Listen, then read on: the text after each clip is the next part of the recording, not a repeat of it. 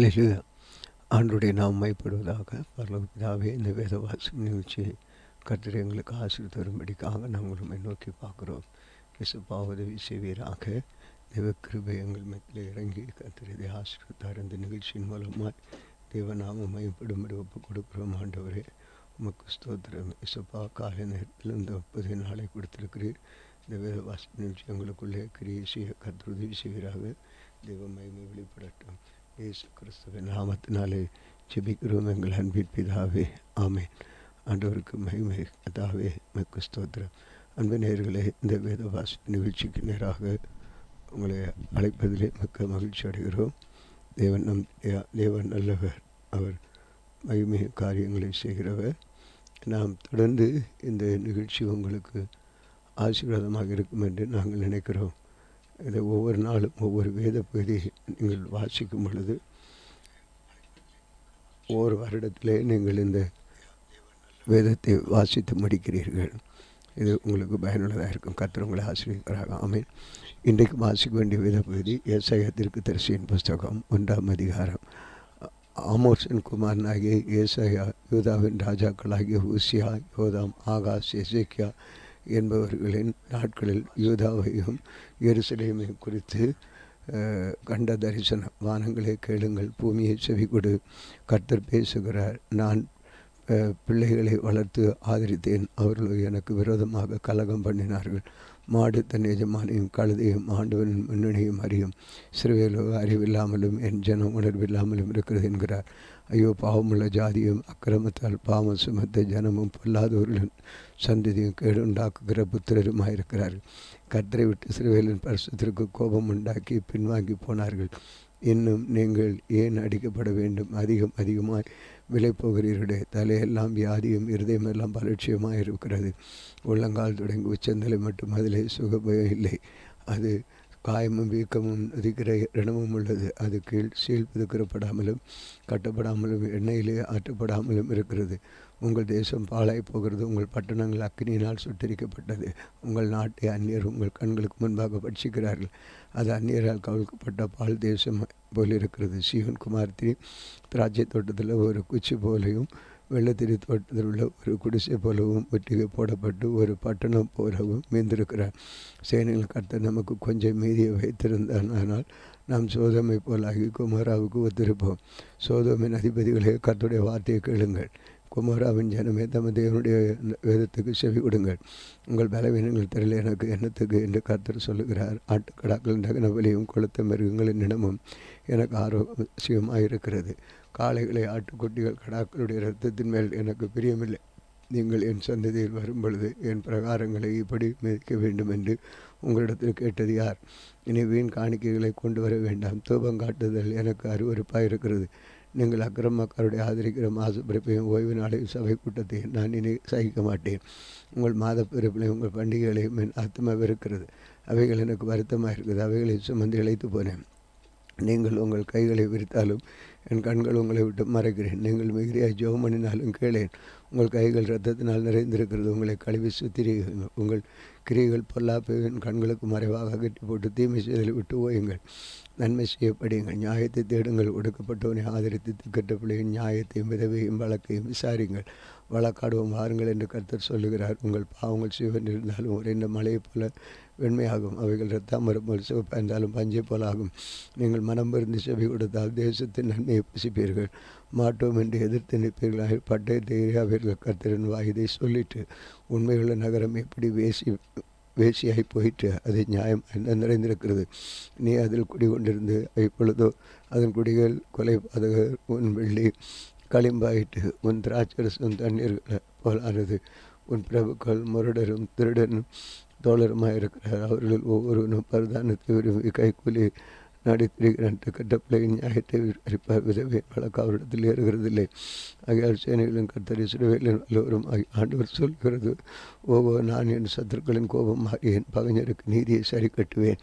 நான் என் கையை உன்னிடத்தில் திருப்பி உன் களிம்பு நீங்க உன்னை சுத்தமாய் புடமிட்டு உன் ஈயத்தை எல்லாம் நீக்குவேன். உன் நியாயத்தீர்ப்பின் முன் இருந்தே போல உன் ஆலோசனைக்காரர் இருந்தது போலவும் திரும்ப கட்டளையிடுவேன். பின்பு நீதியும் உன்னை சத்திய நகரம் என்று பெயர் பெறுவாய். சியோன் நியாயத்தினாலும் அதில் திரும்பி வருவர்கள் நீதியினாலும் மீட்கப்படுவார்கள். துரோகிகளும் பாவிகளுமே ஏகமாய் நொறுங்குண்டு போவார்கள். கர்த்தரை விட்டு விலகுகிறவர் நிர்மலமாவார்கள். நீங்கள் விரும்பின கர்வாலி மரங்களின் நிமித்தம் வெட்கப்படுவீர்கள். நீங்கள் தெரிந்து கொண்ட தோப்புகளின் நிமித்தம் நாணமடைவீர்கள். இலையுண்ட கர்வாலி மரத்தைப் போலவும் தண்ணீர் இல்லாத தோப்பைப் போலவும் இருப்பீர்கள். பராக்கிரமசாரி சணர் கோலமும் அவன் கிரிய அக்னி புரியுமாகி 2ஆம் அவிப்பார் இல்லாமல் ஏகமாய் வெந்து போகும் என்று சொல்லுகிறார். அதிகாரம் 2. ஆமோத்சின் குமாரனாகிய ஏசாயா யூதாவும் எருசலேமை குறித்து கண்ட தரிசனம். கடைசி நாட்கள் கர்த்தருடைய ஆலயமாகிய பர்வதங்களின் கொடுமுடியில் ஸ்தாபிக்கப்பட்டு மலைகளுக்கு மேலாக உயர்த்தப்படும். எல்லா ஜாதிகளும் அதுக்கு ஓடி வருவார்கள். திரளான ஜனங்கள் புறப்பட்டு வந்து தம் கர்த்தருடைய பர்வதத்துக்கு யாக்கோபின் தேவனுடைய ஆலயத்துக்கும் போவோம் வாருங்கள். அவர் தம்முடைய வழிகளை தமக்கு போதிப்பார். அவர் பாதைகளை நடப்போம் என்பார்கள். ஏனெனில் சியோனிலிருந்து வேதமும் எருசலேமிலிருந்து கர்த்தரின் வசனமும் வெளிப்படும். அவர் திரளான ஜாதிகளுக்கு நியாயத்தீர்த்து திரளான ஜனங்களை கடிந்து கொள்வார். அப்பொழுது அவர்கள் தங்கள் பட்டணங்களை மண்வெட்டிகளாகவும் தங்கள் ஈட்டிகளை அறிவாளாகவும் தங்கள் அடிப்பார்கள். ஜாதிக்கு விரோதமாய் ஜாதி பட்டயம் எழுப்பதில்லை. இனி அவர்கள் யுத்தத்தை கற்பதும் இல்லை. யாக்கோபின் வம்சத்தாரை கர்த்தரின் வெளிச்சத்திலே நடப்போம் வாருங்கள். யாக்கோபின் வம்சத்தாராக உம்முடைய ஜனத்தை கை அப்பொழுது கீழ்த்திசையாரின் புத்தகத்தால் நிறைந்த பெலிஸ்தரை போல நான் பார்க்கிறவர்களாயிருந்து அந்நியர் புத்திரன் மேல் பிரியப்படுகிறார்களே. அவர்கள் தேசம் வெள்ளியினாலும் பொன்னினாலும் நிறைந்திருக்கிறது. அவர்கள் பொக்கிஷங்களுக்கு முடிவில்லை. அவர்கள் தேசம் குதிரைகளாக நிறைந்திருக்கிறது. அவர்கள் ரதங்களும் முடிவில்லை. அவர்கள் தேசம் விக்கிரங்களால் நிறைந்திருக்கிறது. தாங்கள் கைகளின் கிரிகளையும் தாங்கள் விரல்களின் உண்டு பண்ணியதையும் பணிந்து கொள்ளுகிறார்கள். சிறியவனும் குனிகிறான், பெரியவனும் பணிகிறான். ஆகையால் அவர்களுக்கு மன்னியாதிருப்பீர். கர்த்தரின் பயங்கரத்திற்கும் அவருடைய மகிமை பிரதாபத்திற்கும் விலகி நீ கண்மலை மேல் ஒதுங்கி மண்ணினால் ஒழித்துக்கொள். நரரின் மேட்டிமையான கண்கள் தாழ்த்தப்படும். மனுஷன் வீராப்பும் தனியும். கர்த்தர் ஒருவரே அந்நாளில் உயர்ந்திருப்பார். எல்லாம் தாழ்த்தப்படும் பொருட்டு சேனையுடைய கர்த்தரின் நாளானது பெருமையும் மேட்டிமையுமான எல்லாவற்றின் மேலும் உயர்ந்தவை. எல்லாவற்றின் மேலும் லீபனோனுள்ள உயரமும் உங்களுமான எல்லா கேதுரு மரங்களும் பாசானுள்ள எல்லா கர்வாலி மரங்களும் மேலும் உன்னதமான எல்லா பர்வதங்கள் மேலும் உயரமான எல்லா மலைகளின் மேலும் உயர்ந்த எல்லா கோபுரத்தின் மேலும் அரணான எல்லா மதிலின் மேலும் தர்சீசின் கப்பல் எல்லாவற்றின் மேலும் எல்லா சித்திர வேலைகளின் மேலும் வரும். அப்பொழுது நகரின் மேட்டுமை தாழ்ந்து மனுஷரின் விருப்பு தனியும். கர்த்தர் ஒருவரே அந்நாளில் உயர்ந்திருப்பார்.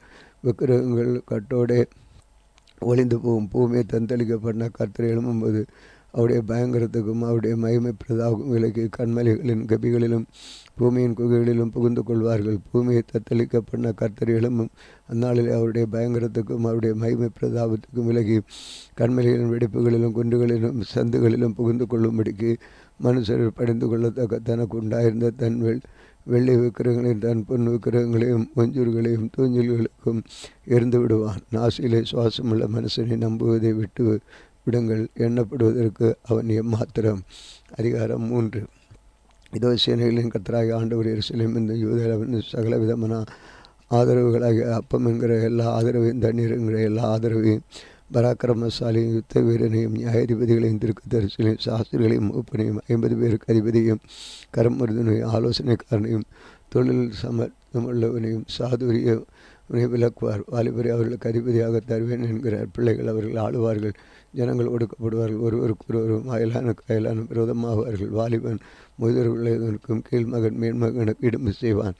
அப்பொழுது ஒருவன் தன் தகப்பன் வீட்டான தன் சகோதரனை பிடித்து உனக்கு வஸ்திரம் இருக்கிறது, நீ எனக்கு அதிபதியாக 2 கேட்டியனமான இந்த காரியம் உன் கைகளின் கீழாவதாக என்று சொல்ல அவன் அந்நாளிலே தன் கையை உயர்த்தி நான் சீர்படுத்துகிறவனாக இருக்க மாட்டேன். என் வீட்டில் அப்பவும் இல்லை வஸ்திரம் இல்லை. என்னை ஜனங்களுக்கு அதிபதியாக வைக்க வேண்டாம் என்பான். ஏனென்றால் எருசலேம் பாழாக்கப்பட்டது, யூதா விழுந்து போயிட்டு.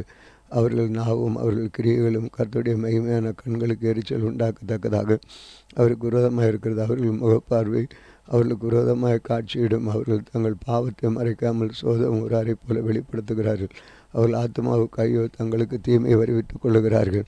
உங்களுக்கு நன்மை உண்டாகும் என்று நீதிமான்களுக்கு சொல்லுங்கள். அவர்கள் தங்கள் கிரியைகளின் பலனை அறுப்பார்கள். துன்மார்க்கனுக்கு ஐயோ அவனுக்கு கேடு உண்டாகும், அவன் கைகளின் பலன் அவனுக்கு கிடைக்கும். பிள்ளைகள் என் ஜனங்களை ஒடுக்கிறவர்களாக இருக்கிறார்கள். ஸ்ரீயன் அவர்கள் ஆளுகிறார்கள். என் ஜனம் உன்னை நடத்துகிறவர்கள். இனி மோசமாக்கி நீ நடக்க வேண்டிய வழியை அழித்து போடுகிறார்கள்.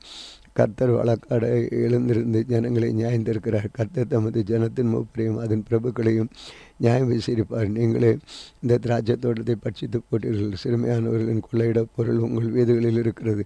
நீங்கள் என் ஜனத்தை நொறுக்கி சிறுமையானவர்களின் முகத்தை நெரிக்கிறது என்னவென்று சேனைகளின் கர்த்தராகி ஆண்டவர் உரைக்கிறார். பின்னும் கர்த்தர் சொல்லுகிறதாவது, சீயோன் குமாரத்திகள் அகந்தியாயிருந்த களத்தை நெறித்து நடந்து கண்களால் மறுட்டி பார்த்து ஒய்யாரமாய் நடந்து தங்கள் கால்களின் சிலம்பு ஒலிக்க தெரிகிறார்கள். ஆண்டவர் சீயோன் குமாரத்திகள் உச்சந்தலையும் முட்டையாக்குவார்.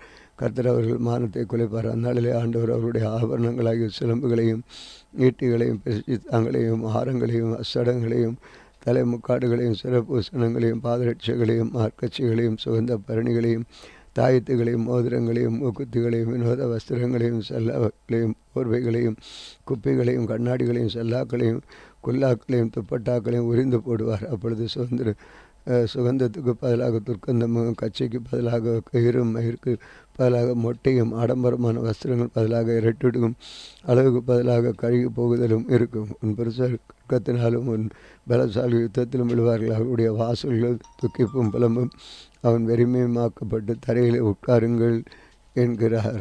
வாசிக்க வேண்டிய வேதப்பதி வாசித்து விடுது. ஆண்டவரே, இந்த வேளையிலும் நம்முடைய நாமயப்பட கத்துவது விஷயம் இந்த வேத வசனத்தை எங்களுக்கு நீ தந்ததுக்காக சோதரம். உம்முடைய நாமயப்படும் தொடர்ந்து வேத வாசிப்பில் வாசித்து ஆண்டவருடைய மகிமையான அற்புதங்களை காண எங்களுக்கு உதவி செய்யும். காத்து நடத்தும் இயேசு கிறிஸ்துவ நாமத்தில் வேண்டிக் கொள்கிறோம் பிதாவே, ஆமேன். இந்த நாளிலும் எங்களுக்கு விரோதமாய் கிரியை செய்கிற சகல அந்தகார வல்லமையின் ஆவிகளையும் நசனாய் இயேசு கிறிஸ்துவ நாமத்தில் கடிந்து கட்டுகிறோம். ஆமேன், ஆமேன்.